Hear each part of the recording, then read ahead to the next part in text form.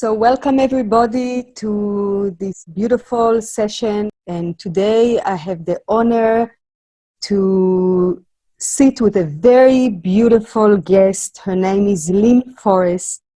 She is a reality guide and personal growth mentor. Lynn was educated through a lifetime of studying and observing metaphysical life principles. She has been sharing her findings with others and watching their life transform since the 70s. She has been in the field of personal growth ever since moving to the addictions field in the early 80s, where she was one of the pioneers for codependency and family of origin work. As a perpetual student of life and consciousness, Lynn has devoted her career to studying with masters of various disciplines: family dynamics, Jungian principles, dreams and shadow work, psychodrama and energy, as well as laws of manifestation, body-oriented practices such as yoga, physical unwinding, and qigong. Welcome to the summit, Lynn. I'm so happy to have you here. Thank you. Thank you so much for the invitation. I'm delighted to have this opportunity to share with you and dialogue about my favorite topic, which is expanding our consciousness and moving beyond victim perspective. So you mentioned that victim consciousness is what keeps us locked, right? Yes. Can you talk about what in your eyes is victim consciousness and the difference between victimization and victim consciousness? Yeah, I'm glad you asked that right off the bat, because I have been accused by people who don't really understand of being a victim basher. And really, in reality, I absolutely know that we can be victimized. We can be victims of all sorts of things: disease, of abusive relationships, of traumatic happenings, of world weather patterns and world traumas and crisis. We can be victim for sure. That I'm never naysaying that. But whether or not we go into victim consciousness, that's where it's up to us. Because victim consciousness is simply a state of consciousness. It's a state of mind that looks out and sees the world as being at us, being against us. We look out and see ourselves at the mercy of an unfair world when we are in victim consciousness. We look out and say, because she won't let me, they don't like me, they keep me from, I can't because. And it's the primary characteristic of victim consciousness is blame. The need to blame the outside world for what's going on in us internally. And the guiding principles, which are a sort of a conglomeration of principles that I learned in childhood growing up, passed down to me from my mother, who also had them passed down to her from her mother. They're metaphysical principles, universal laws that we find in every body of truth, every theology that has truth in it, wherever truth is spoken, whether it's a philosophy or a theology or whatever it is, a psychology. When you will find truth, and you will find these principles spelling it out. And the first one says that we are that there's no accident, there's no coincidence, that we are vibrational in nature, that thoughts are electromagnetic, and that when we think a thought, we actually project it out and attract to us the vibrational match. We are therefore walking a vibrational pathway in life. And so it's just not possible, since we're vibrational, for us to encounter something along our way that is not a vibrational match, not for the quality of our being, but for the low or high frequency of our thoughts. So whatever frequency my thoughts, if I'm on a low frequency, that would be fear-based thoughts, shame-based thoughts, anger-based thoughts. These sorts of thoughts put out an energy called emotion, energy in motion, called emotion, that then sets a tone that attracts its opposite or its mirror image, so that we actually get to see and experience what we believe in three-dimensional form. And frankly, in my opinion, that is what we're here, and not just mine, that's what we're here to do. We're here to have this three-dimensional experience of getting to experience firsthand in flesh what it is we believe and feel and act as if it's true. So that's a little bit about what this is. The difference then between victim consciousness and victimization is that I can be victimized, but whether or not I'm in victim consciousness is up to me. There have been people who have lived through the Holocaust who've had horrendous things happen to them. I've certainly had a very dysfunctional childhood, and there was alcoholism and abuse and rage and sexual trauma. All of that went on in my family, and I was privy to experience some of that. But one day, it wasn't until the day that I suddenly had the thought that it wasn't what had happened to me that was holding me back. It was the belief that what had happened to me had rendered me irreparably damaged, that I had been irreparably damaged, and therefore what could you expect from someone who had been so abused, who had been so mistreated, so unfared against? It was that belief that was kicking my behind, not what had happened to me. And once I began to see that, once that shift happened in the way I saw my life, suddenly I began to realize that it was up to me whether or not to agree with that idea that I was irreparably damaged. And that began to change everything, not only for me, but in my work with others. And that's just gone on from there. So I hope that explains it. Yes, you answered my following question, because I wanted to ask you, what do you think, what's your take about what happens in childhood? And you just said that perhaps that was your training that got you the blessings in disguise that actually propelled you to do the work that you are here now doing. Absolutely. Yeah, there's my master's degree. There's my PhD. It was in a wounding childhood. It was in being brought up in dysfunction. You know, I'm a person, I do believe that every single one of us is set up in childhood. That's what childhood's all about. We come in to experience victim. There's not a single human being that does not come in and experience what it is to be totally dependent, helpless, at the mercy of someone bigger than us, someone we can't even feed ourselves when we get here. And so we all, as infants, come through and experience the victim state. And that is by design. So that's how it is, in my opinion. You don't need any better verification than that this is what we came to do. We came to have this experience, to go through that place of helplessness. We get set up for it. And then not only that, but then we know now that in epigenetics it's been established that the belief system of both the matriarchy and the patriarchy, both sides of the family, is encoded in our DNA. So all those beliefs that our lineage carries all the way back to the beginning is archived in our DNA. And that doesn't mean that we're going to live every single one of them out, but it does mean that they're there. And then what happens is we have what I call an activating event somewhere, maybe at least one. It only takes one.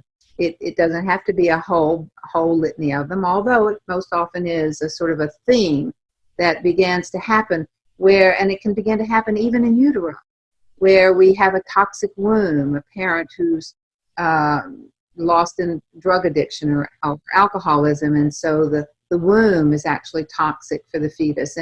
And so we are having these experiences that affect the way we feel, affect the way we react, and it will trigger a belief lineage.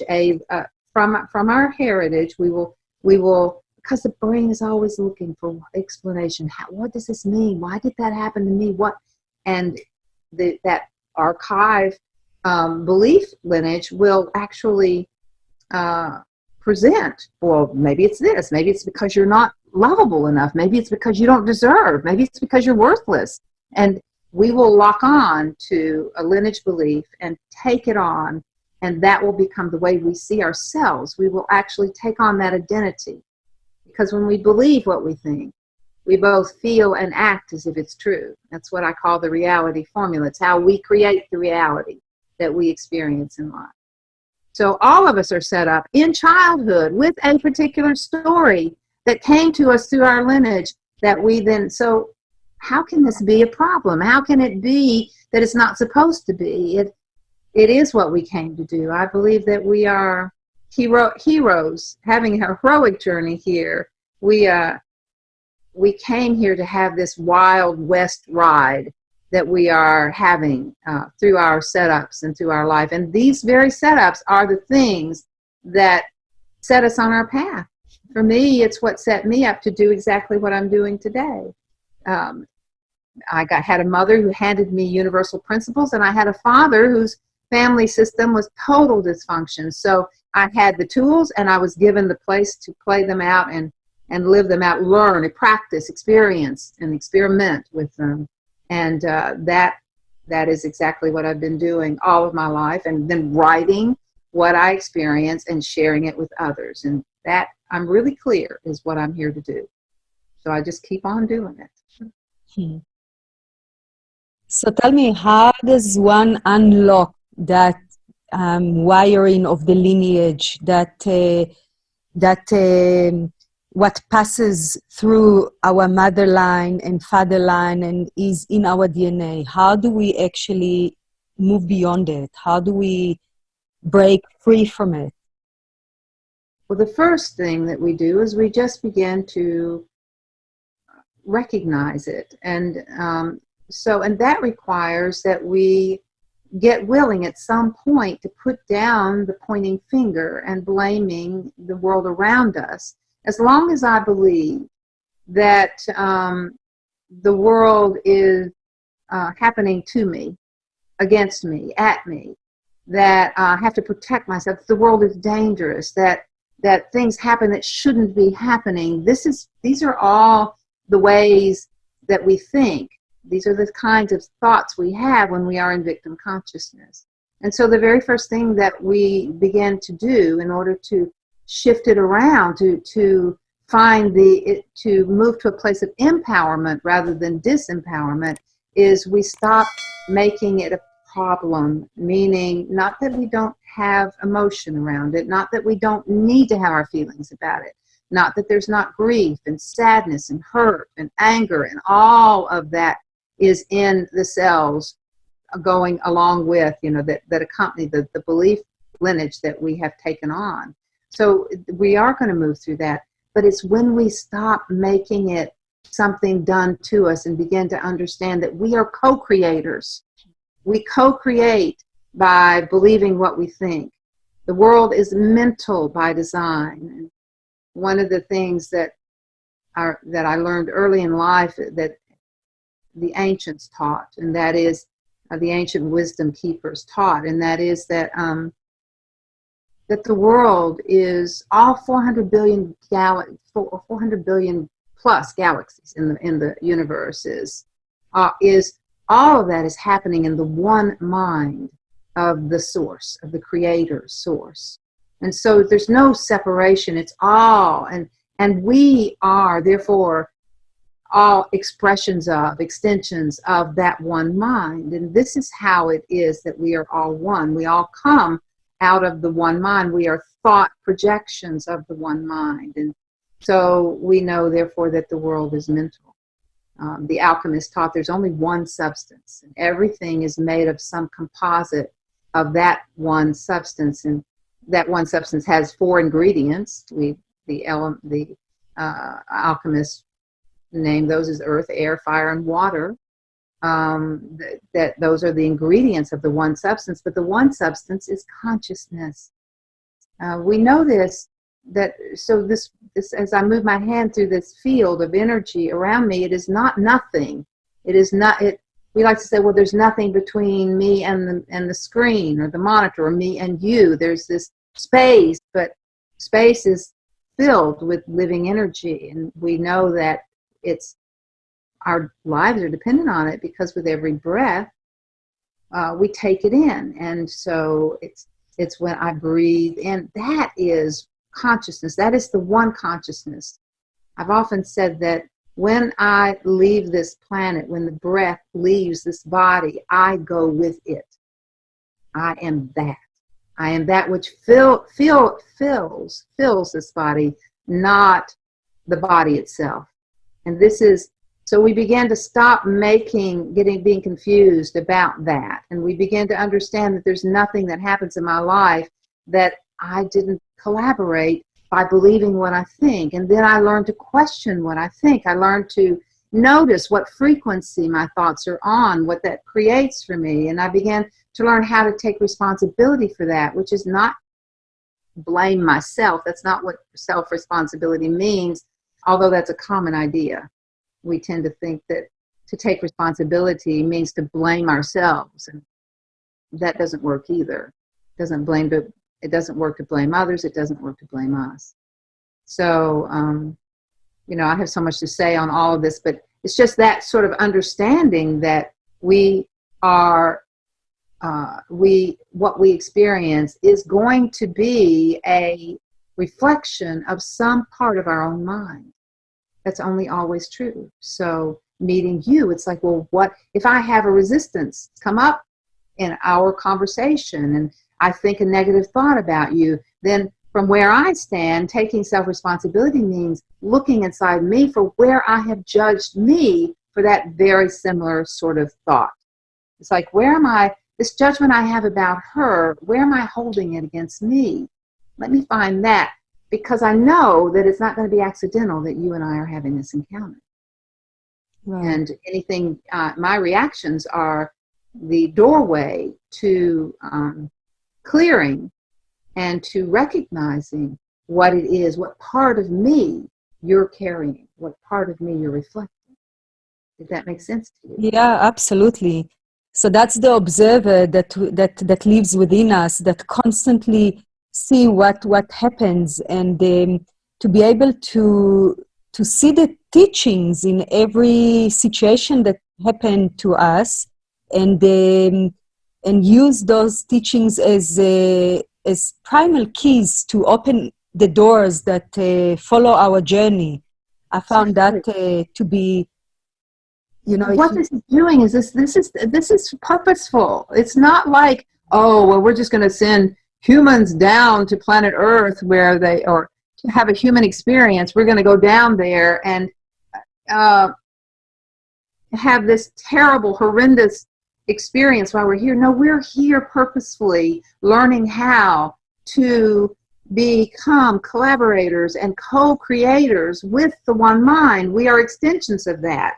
And we have been given the opportunity and the ability and the tools to co-create our reality. And we do it all the time. We just blame someone else for it. We look out in our world, we don't like what we see, and we start looking around for whose fault it is that my world is as unhappy as it is, rather than looking out and going, what am I believing that is attracting this? How do I see myself in a negative way? And begin to clean that up, begin to question and clear what I'm thinking.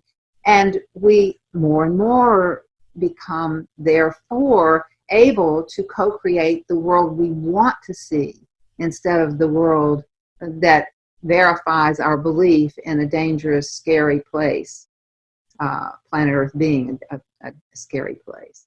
So that keeps perpetuating itself through the collective. Yes. Yeah. Yeah. Absolutely.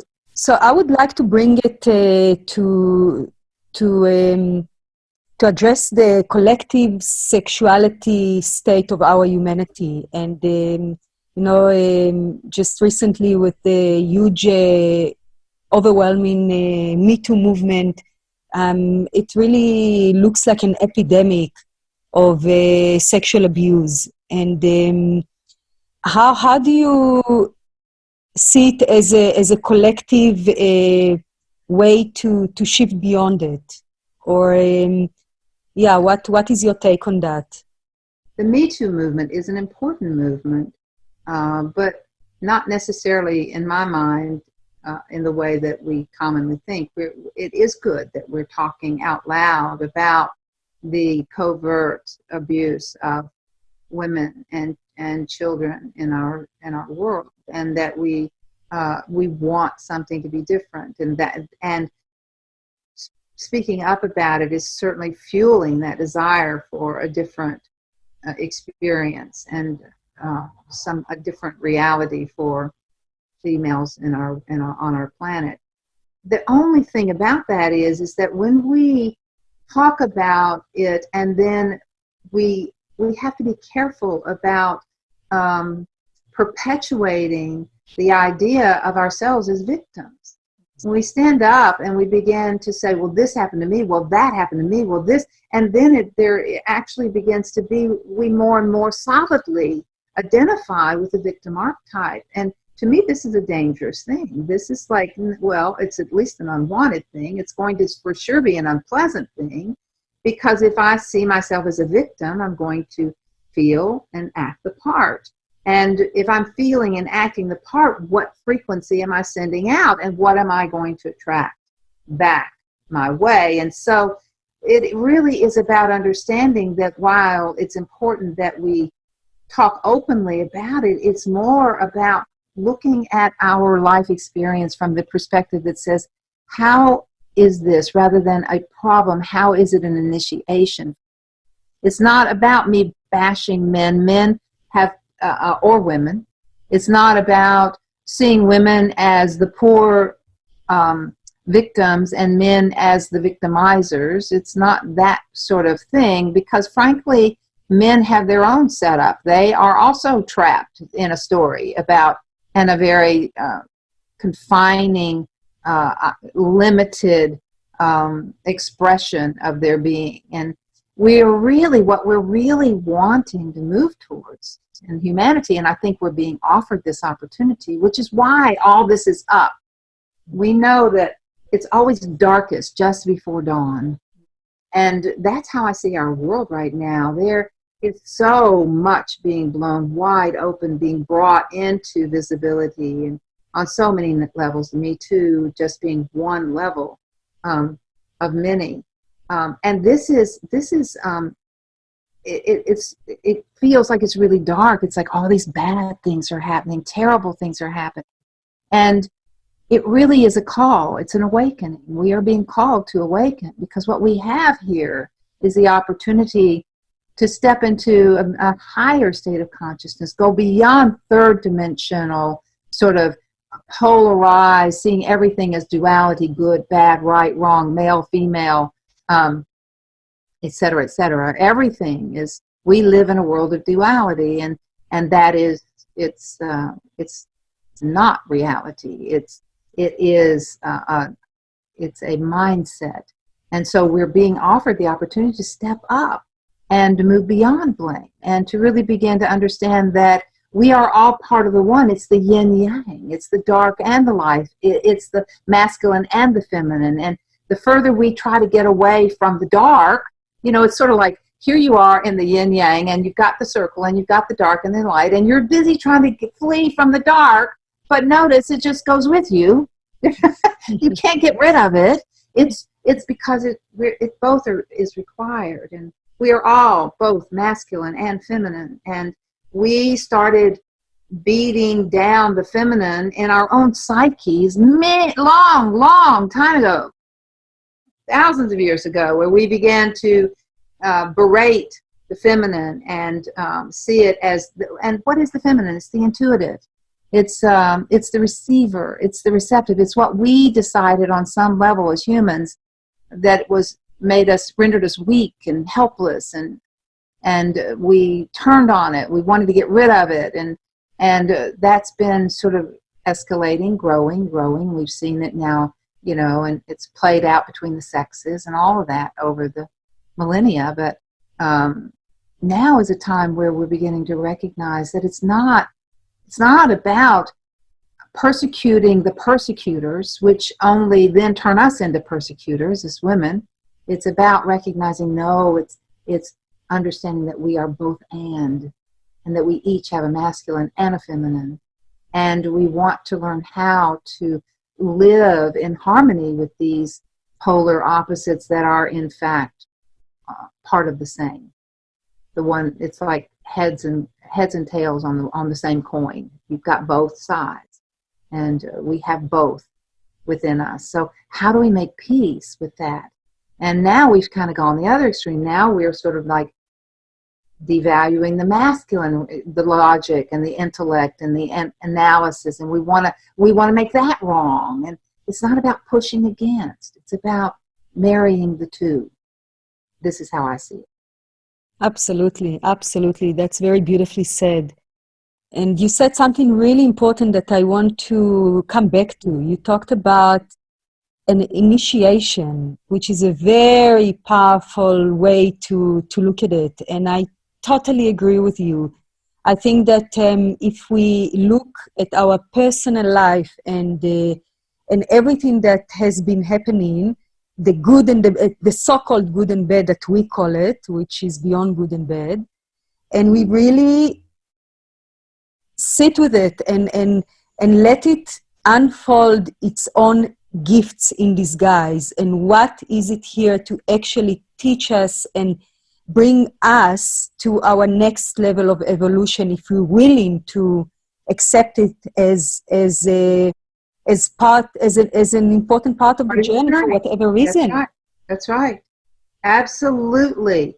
It is about an initiation, and when we understand that, and again, this is why I say so often, let go of the need to make it a problem. If there's not a problem here, yes, it's painful. Yes, it's chaotic. Yes, it's messy.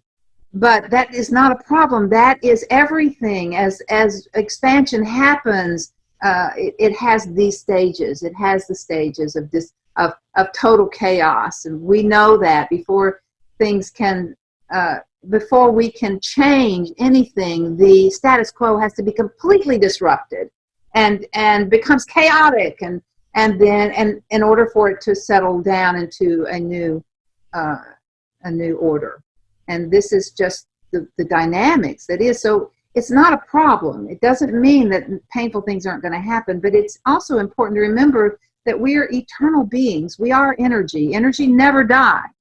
Energy only changes form. You know, it's like if you take salt crystals and you put it in your hand, you can see them, you can taste them, you can say that's salt, and then you drop them in water and stir it, it dissolves. Are they gone? Well, you might think so. You can't see them anymore, but stick your finger in there and taste it. There they are. They've changed form. We are energy, and energy changes form. So we are eternal beings, and life here on this planet is a blip on the screen, and it is an initiation. I like to believe and have often imagined and can actually see now and at this stage of my life how, in fact, it is true that every single thing I've experienced, and most especially the painful things, both sides of the coin, has been for me. Even my enemies have been well placed. Yeah. Everything has been for me. It has been for me in this way. Not our souls could care less about our comfort. Our soul is not interested in our success. It's not interested in whether or not we're happy. It's interested in one thing, and that is, are we expanding our consciousness? Are we growing? Are we doing stuff? Are we growing from what we're doing? The stuff that we're doing, are we learning from it? And because we're about expanding consciousness. And so we take on, some of us, the Vedas teach that the masters are the ones who take on the most difficult journeys, because they know it's about expansion, and they're like, lay it on, I want to take this ride. It's short, and I want to do it. And so when we encounter everything with that attitude, so that we ask ourselves, well, how is this for me? What is it showing me? What is it teaching me? How is it guiding me? How am I better for it? Then we are actively participating in our own expansion.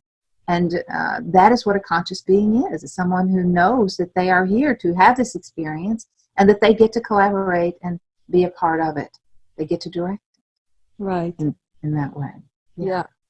So how can we move past blame to self-empowerment, right? What's the way? Well, the thing to do is to recognize when we are blaming. And again, not with judgment, not with the most powerful thing to do, and the only way to really give up blame is to forgive ourselves. Because blame always comes back to that on some level.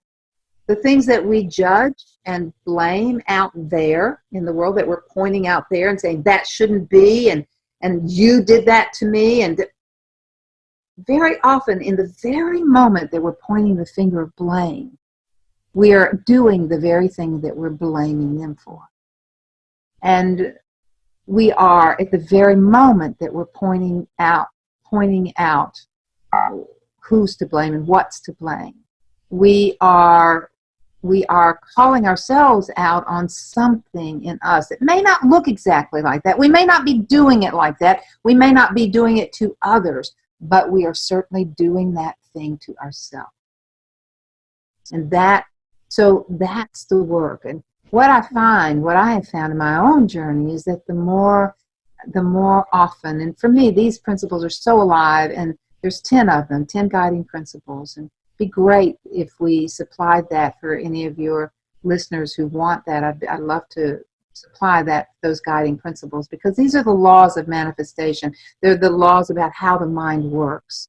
And when we see it in that way, I found through my own journey that as I begin to clean up blame, as I begin to forgive me, there's just less need to blame. There's less and less. It doesn't even occur to me to go, oh, that shouldn't have happened to me. It's immediately met with, well, how is this for me? What has this come to show me? Going back to even our enemies are well placed, I think about an example many, many years ago when there was a couple that I had been in business with at some point, and we'd had a falling out, and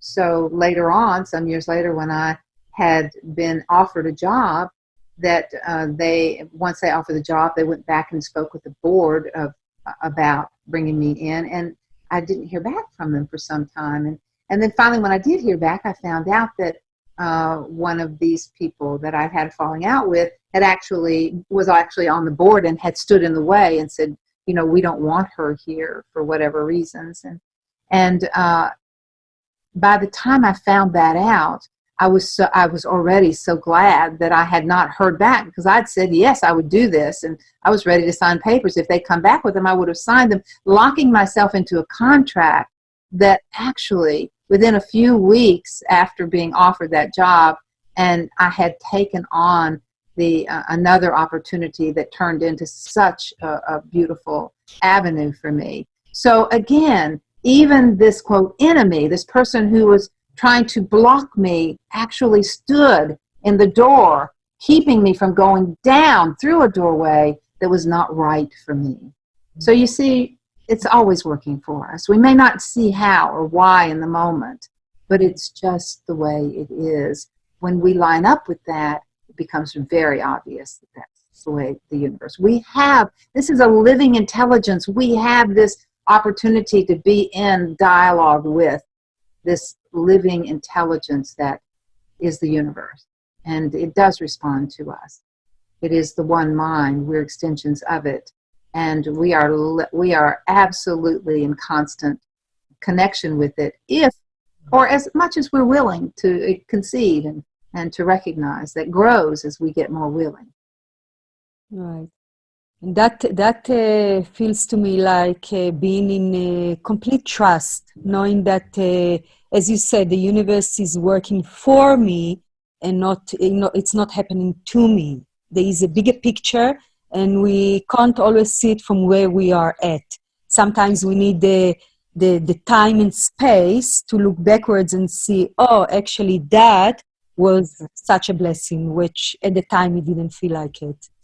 And you know, as we practice that attitude of just going, well, I don't see how it's for me right now, but I trust that it is. Mm-hmm. As we practice that, we actually, it doesn't take us so long to figure it out, because we're already looking for how it's for us. And so very often I know pretty quickly how it's, what it is I'm being given the opportunity to refine, to refine that in me, what it is in me that I'm being given that opportunity. Right.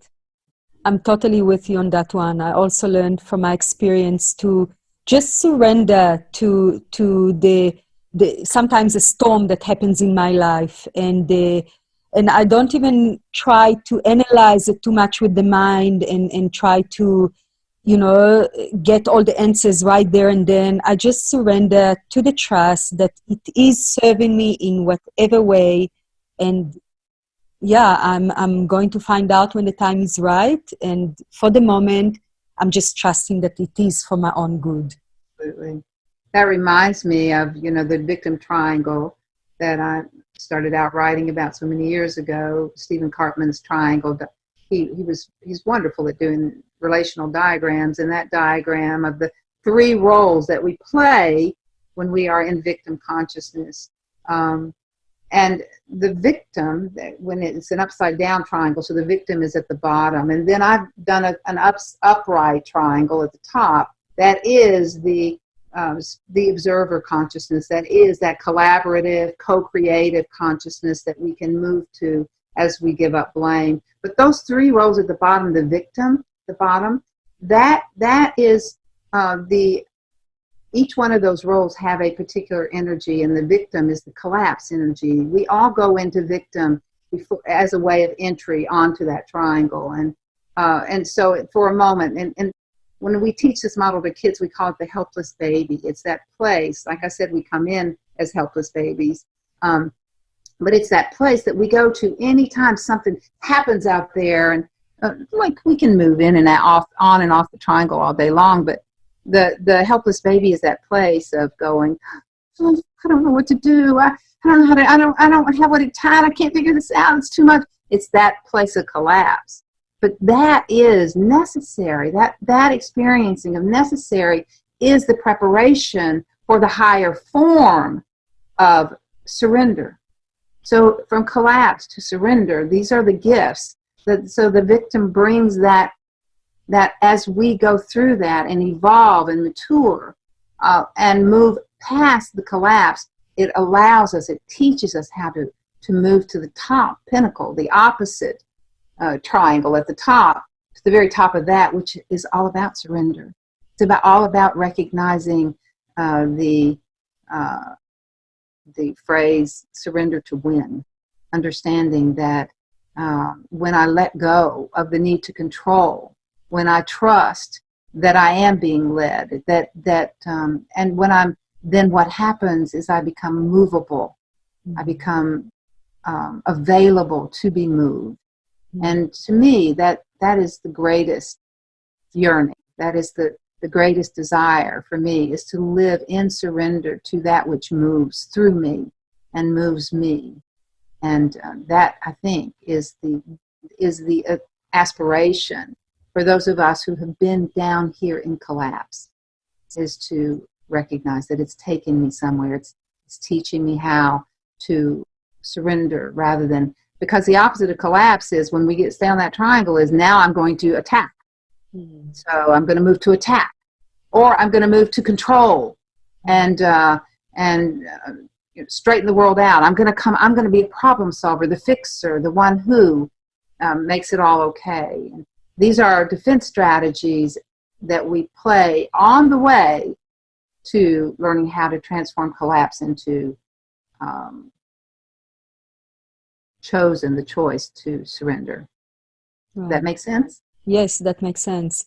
And what comes strongly into my mind is also the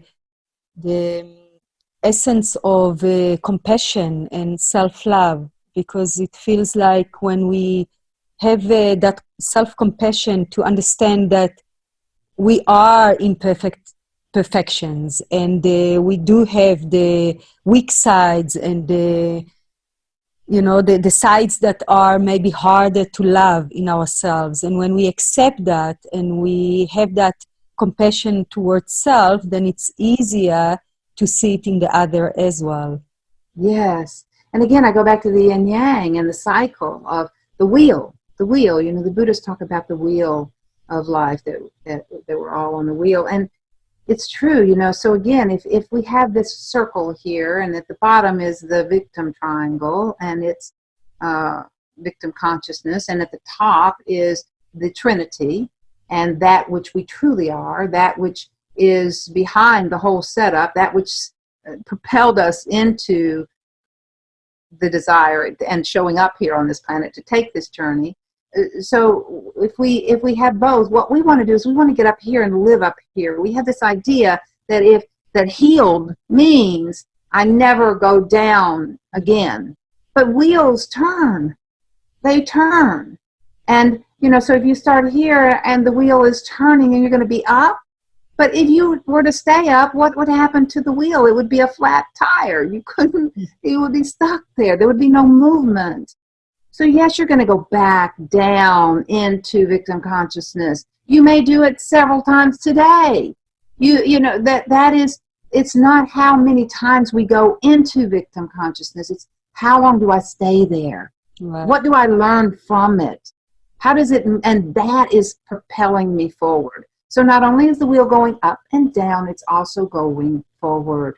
It's progressing me to a higher frequency place.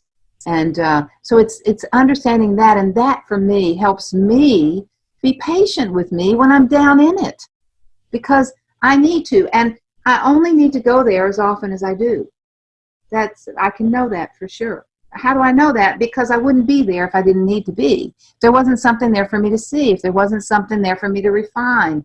And frankly, when we're done with that, what would we be doing hanging out here anyway? It's going to be move on, because in 400 billion galaxies, it's hard for me to believe that we're the only little planet with life on it. No, that makes no sense to me. But that's me. Absolutely. I'm with you on that one.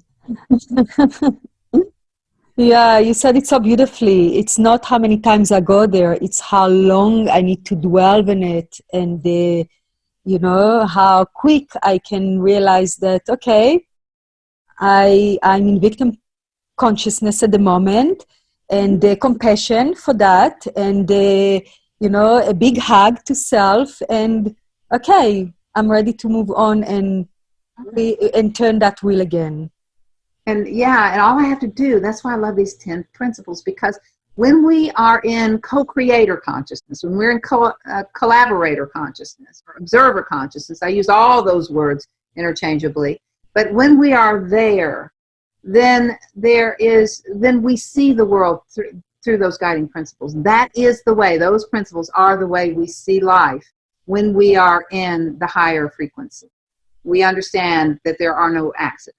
We understand that it's all happening for us. We recognize that we are vibrational beings, and that, and we recognize that the world, that we project our thoughts out, and that the world reflects back to us our own belief system. We understand these things, and we use them as tools for moving us back up the wheel.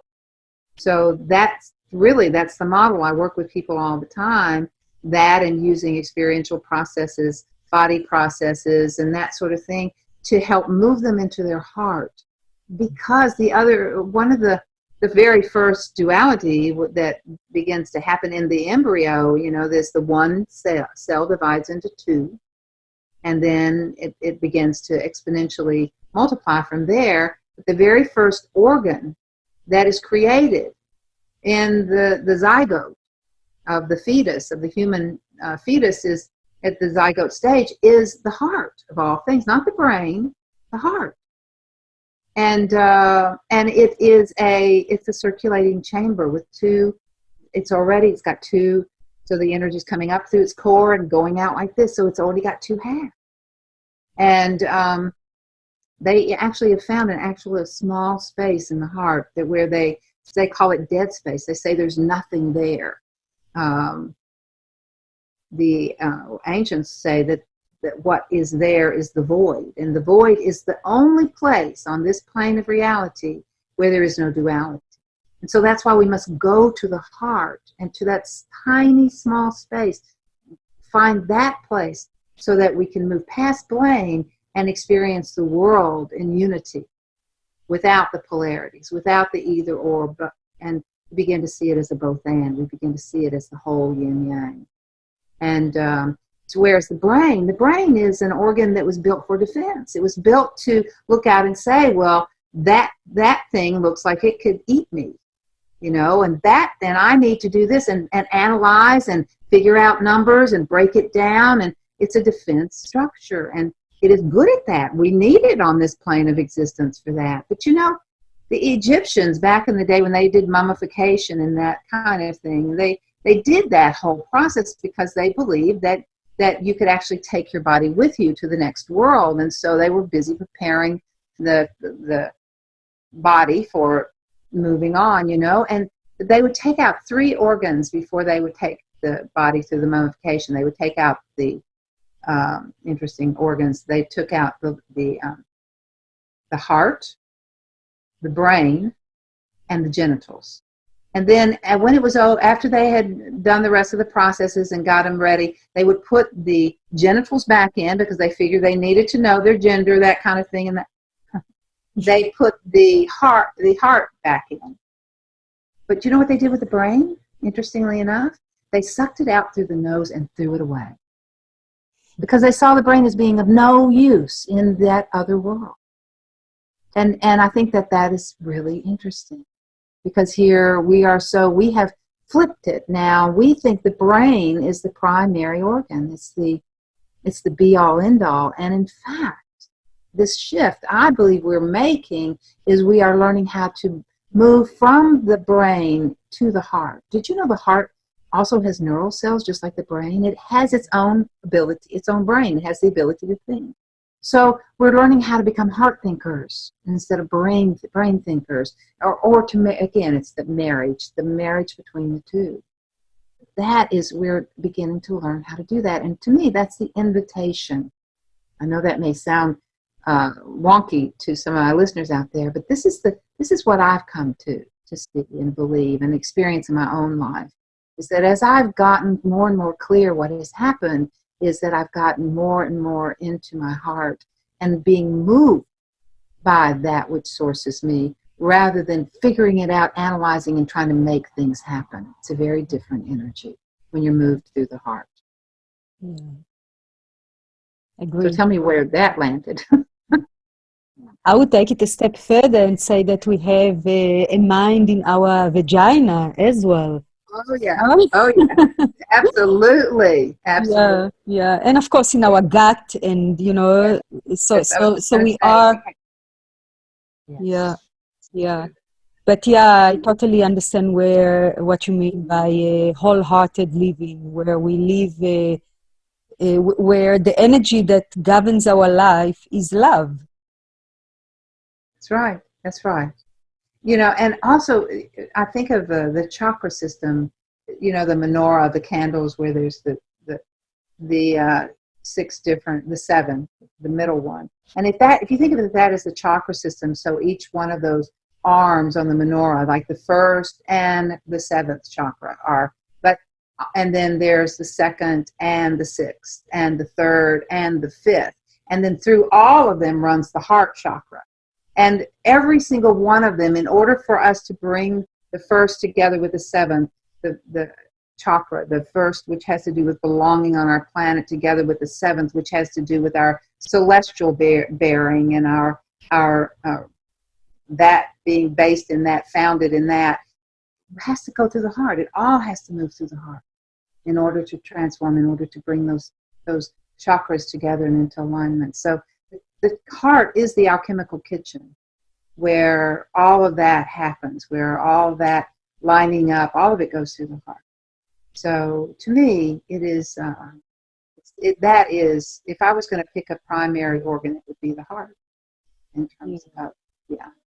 Yeah, this is so beautifully said. I love that menorah. Yeah, it's a good one. Good, It's a visual, and it's a good great visual. Yes. Yeah, yeah. And to me, it explains that the central role the heart plays in all of it. And all of it's important, all of our chakras are. That fourth one has that, it just runs through them all, connects them all. So I think that's what we're busy doing right now. We're being given this opportunity to make the shift. And for those of us who know that the power of the heart, then, and we line up with the heart, then whatever happens on our planet, whatever chaos goes on, we will be moved. We are protected because we are in connection with that source through the heart. And yeah. Yeah, it's also the heart is exactly in the middle between the three lowest chakras and the three upper chakras, and having that symbol of the Star of David with, the triangle pointing down and the triangle pointing up. Yeah. Says it all. Yeah, and that again is the integration with the lower chakras and the top and the higher chakras, as you said, the personality, the story that we've identified as being who we are, which is that which we buy into. It's again that lineage of beliefs we take on, versus, or not versus, but there's that story, that's the personality self, and then there is that which is our authentic being, which is the part of us that never forgets who we are, never goes into victim consciousness, never joins us there. And as a matter of fact, when we feel out of harmony, it's usually because we are in some sort of disagreement. We're resisting what that part of us, the authentic being, knows. The authentic being never falls for this idea that I am just the body, never falls for the idea that I'm a victim. It absolutely knows, because it's got privy to what you're here doing and the journey you're having, and knows that it's intentional, by design, on time, and right, very appropriate, right for where you are. So yeah, there's just it's just not a problem. It doesn't mean it's not pain. Pain, however, has its sacred function. Pain is the awakener. There's nothing like pain to motivate us if we to shift and change. And if everything were comfortable, chances are there wouldn't be a lot of growing happening. It is the birth process is a good example. There's nothing easy about the birth process for the fetus or the mother.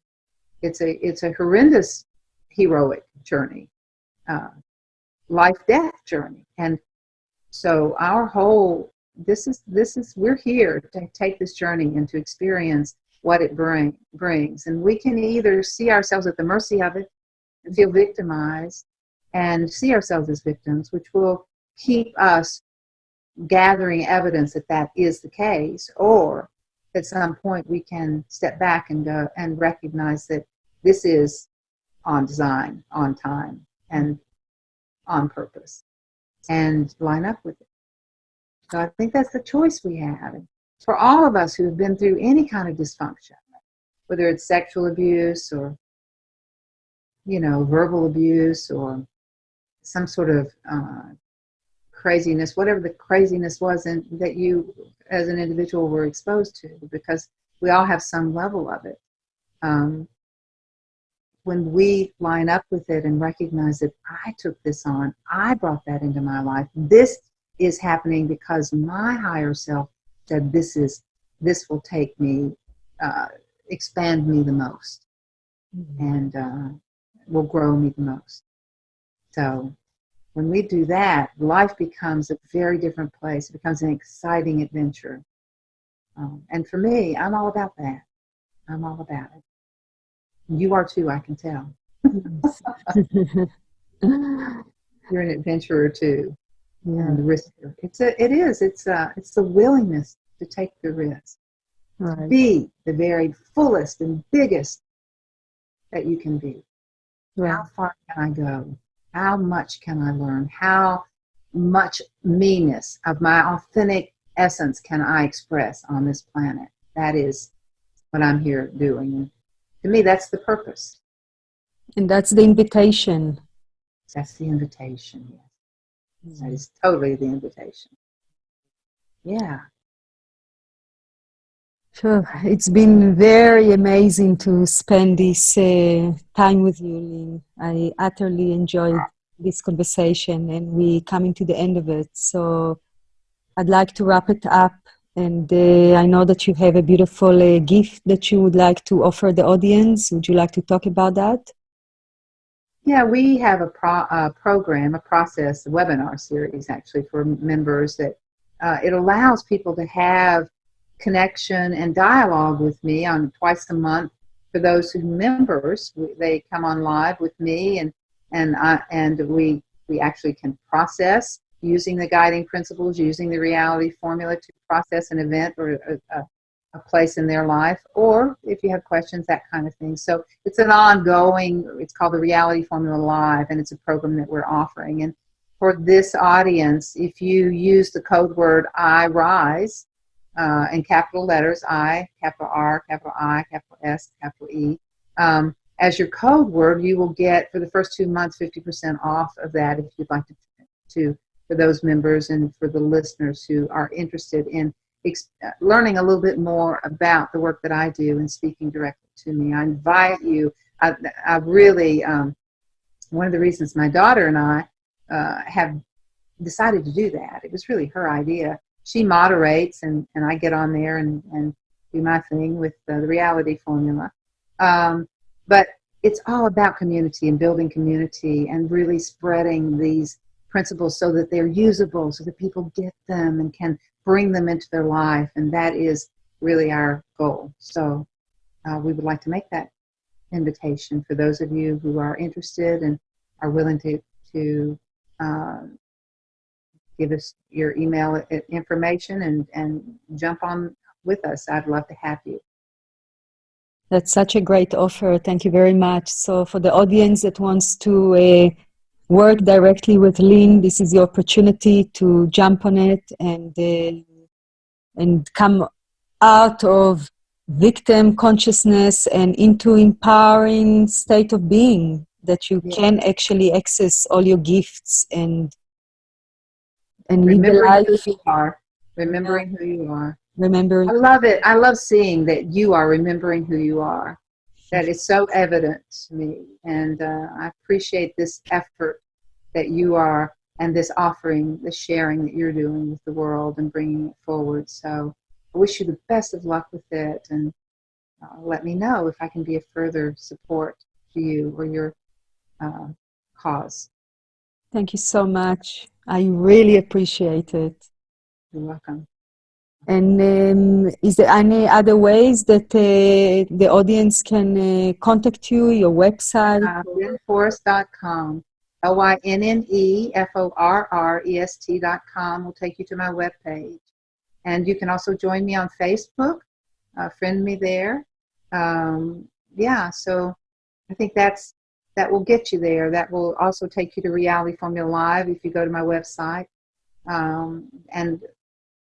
And click on the heading at the top that says events, and it'll introduce you to the Reality Formula Live program. That's how you can access it.